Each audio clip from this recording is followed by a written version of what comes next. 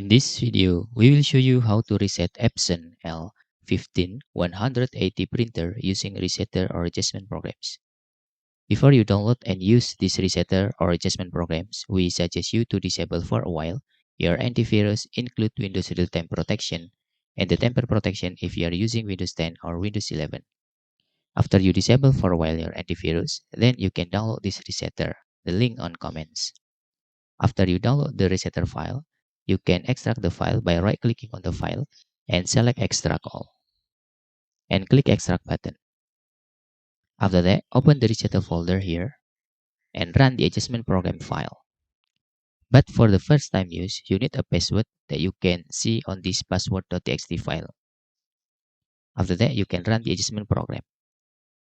After the resetter is running, you can just click Select and click model name to Epson L15180 printer and click OK. After that, you can click particular adjustment mode button here and choose wash ink pad counter and click OK. In here, you need to tick the flatten pad counter options and click check button. After that, you can click initialize button. If the reset is successfully, you can just click finish and immediately turn off the printer. After that, you can turn back on your printer again. In any case you face error here, you can try to moving your USB printer into another available port on your computers. And that's all tutorial how to reset Epson L15180 printer using resetter or adjustment programs.